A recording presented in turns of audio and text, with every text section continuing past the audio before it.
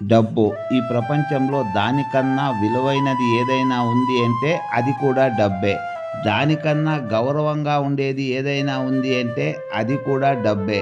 దానికన్నా ఆత్మీయంగా ఉండేది ఏదైనా ఉంది అంటే అది కూడా డబ్బే.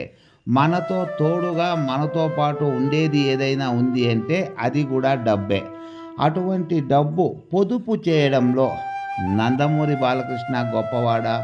లేకపోతే జగన్ గొప్పవాడా అన్నదే ఈ వీడియో. నందమూరి బాలకృష్ణ గురించి చెప్పాలి అంటే చాలా సందర్భాలలో మనం విన్నాం. నందమూరి బాలకృష్ణ తన రెమ్యునరేషన్ వెనక్కి ఇచ్చాడు అని, వరుసగా సినిమాలు హిట్ అవుతున్న సందర్భాలలో కూడా తన రెమ్యునరేషన్ అమాంతంగా పెంచలేదు అని, ఇటువంటివి చాలా విన్నాం. ఉదాహరణకు నందమూరి బాలకృష్ణ సినిమాలు వరుసగా హిట్ అయ్యాయి. అయినా ఆయన అఖండ సినిమాకు 8 కోట్ల రూపాయలు తీసుకున్నారు అన్నది వార్త. ఆ తర్వాత వచ్చినటువంటి డాకు మహారాజ్ సినిమా వరకు కూడా నందమూరి బాలకృష్ణ తీసుకున్నటువంటి రెమ్యునరేషన్ అనేది 20 కోట్ల రూపాయలకి లోపు. ఆ తర్వాత ఒక్క అఖండ 2 సినిమాకు మాత్రం తన రెమ్యునరేషన్ కాస్త ఎక్కువగా తీసుకున్నాడు. అంటే నందమూరి బాలకృష్ణ పొదుపు విషయంలో 0 మార్కులు ఇవ్వవచ్చు. అంతెందుకు, బసవతారకం హాస్పిటల్కి కూడాను ఆయన సినిమాల ద్వారా కష్టపడి వచ్చిన డబ్బులు ఇస్తూ ఉంటాడు అన్నది వార్త. ఇంకొక ముఖ్యమైన విషయం మాట్లాడాలి అంటే, అప్పుడెప్పుడో 1983వ సంవత్సరంలో నందమూరి తారక రామారావు బాలకృష్ణ తండ్రి ముఖ్యమంత్రి. ఆ రోజు ఇంకా గనక బాలకృష్ణ డబ్బులు సంపాదించి ఉన్నట్లయితే ఈరోజు ఏ అంబానీనో అదానీనో అయి ఉండేవాడు. కనీసం తన ఆస్తి 4-5 లక్షల కోట్లన్నా ఉండేది. కానీ అలా చేసినట్లు లేదు. ఇంకొక విషయం చెప్పాలి అంటే, ఈ మధ్య కాలంలో నాకు తెలిసిన ఒక వార్త, గౌతమిపుత్ర శాతకర్ణి సినిమా విషయంలో కూడాను సినిమాకు బడ్జెట్ ఎక్కువ పెట్టాడు నిర్మాత అని, తను 5 కోట్ల రూపాయలు వెనక్కి ఇచ్చాడు అనే వార్త కూడాను తెలిసింది.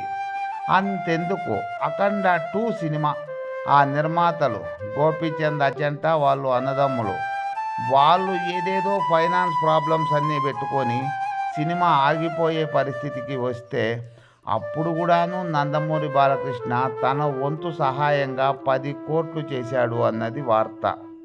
ఈ విధంగా చూసుకుంటే నందమూరి బాలకృష్ణ సహాయాలు చేస్తూనే ఉన్నాడు. అవన్నీ మనకు కనపడుతూనే ఉన్నాయి. అంటే నందమూరి బాలకృష్ణ డబ్బులు పొదుపు చేయడంలో చాలా వీక్ ఉన్నాడు. 0 మార్కులు అయితే ఇస్తా వీళ్ళిద్దరితో కంపారిజన్ చేస్తే. ఇప్పుడు మన జగన్ గారికి ఎన్ని మార్కులు ఇవ్వవచ్చు అన్న దాని గురించి మాట్లాడదాం.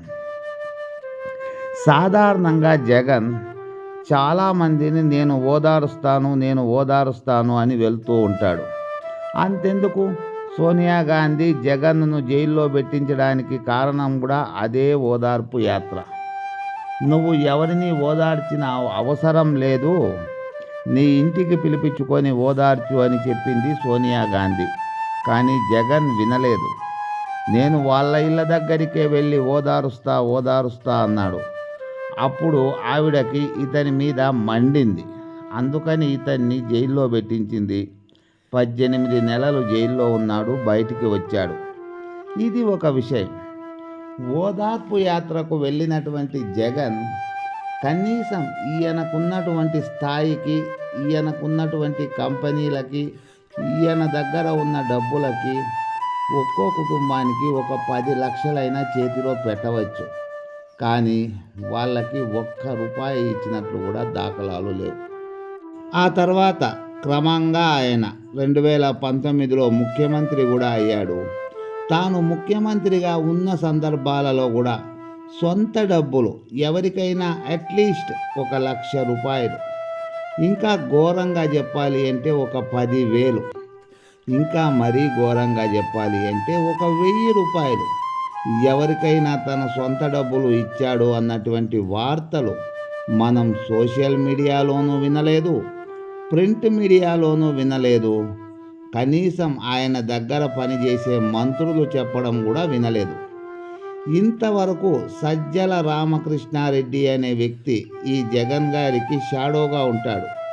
ఆ షాడో కూడాను ఇంతవరకు ఎక్కడ జగన్మోహన్ రెడ్డి అన్ని లక్షలు దానాలు చేశాడు, ఇన్ని లక్షలు దానాలు చేశాడు అన్న విషయం చెప్పలేదు. ఈ మధ్య కాలంలోనే ఈయన ఓడిపోయిన తర్వాత వరదలు వస్తే ₹1,00,00,000 ఇస్తానని చెప్పాడే కానీ ఇవ్వలేదు. అంటే డబ్బులు పొదుపు అన్న విషయంలో జగన్ గారికైతే 100కి 100 మార్కులు ఇవ్వవచ్చు అనేది నా అంశం. ఇంకొక విషయం మాట్లాడాలి అంటే అట్లీస్ట్ జగన్ దగ్గర పనిచేసే కార్ డ్రైవర్ కానీ, జగన్ దగ్గర పనిచేసే ఇంట్లో పని వాళ్ళు కానీ ఎవరో ఒకరు బయటికి వచ్చి ఇలా మా జగన్ సార్ మా బిడ్డ పెళ్ళికి ఒక 10 లక్షలు ఇచ్చాడు అని చెప్పినటువంటి వార్తలైతే మనం వినలేదు.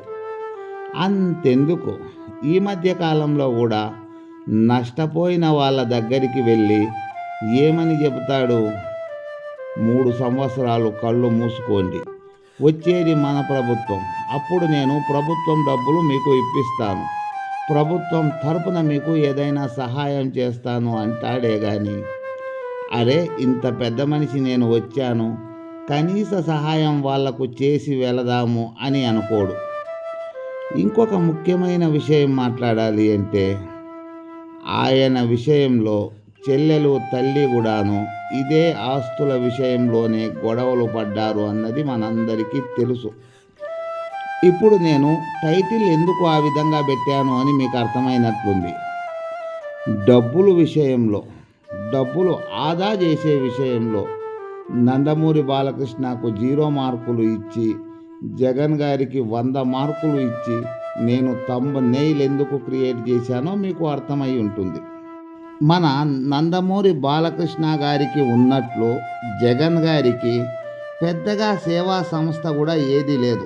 నందమూరి బాలకృష్ణకైతే బసవతారకం క్యాన్సర్ హాస్పిటల్ ఉంది, దాని మేనేజ్మెంట్ ఈయనదే. అటువంటి పెద్దది ఏదైనా ఒక సంస్థ ఉందిలే, ఆ సంస్థకు ఇస్తూ ఉంటాడు జగన్ అనుకోవడానికి, అటువంటి సంస్థ కూడా ఏదీ లేదు జగన్ గారికి. నా అంచనా ప్రకారం జగన్ గారికి నెలకు ఒక 1000 ఇంకా 10,000 కోట్లు ఆదాయం వస్తే మొత్తం అదంతా ఆదానే అవుతుందేమో అనిపిస్తోంది. ₹1 కూడా అందులో నుంచి వేస్ట్ కాకుండా మొత్తం ఆదా చేస్తూనే ఉన్నాడు. డబ్బులు ఎలా పొదుపు చేయాలి అన్న విషయంలో ఎవరైనా చిన్నపిల్లలకి పాఠాలుగా చెప్పాలి అనుకుంటే ఖచ్చితంగా ఈయన గురించి చెప్పవచ్చు. అంత గొప్పగా ఆదా చేస్తున్నాడు డబ్బులు. నాకు తెలిసి జగన్ ఇంకొక 10 లేదా 15 సంవత్సరాల లోపు బ్లాక్ మనీతో సహా ఎవరైనా బయటికి తీయగలిగితే మన ఇండియాలోనే నెంబర్ 1 కోటీశ్వరుడిగా వెలుగులోకి వస్తాడేమో అన్నది నా అనుమానం. మీరేమంటారు మిత్రులారా అన్నది కామెంట్ చేయండి.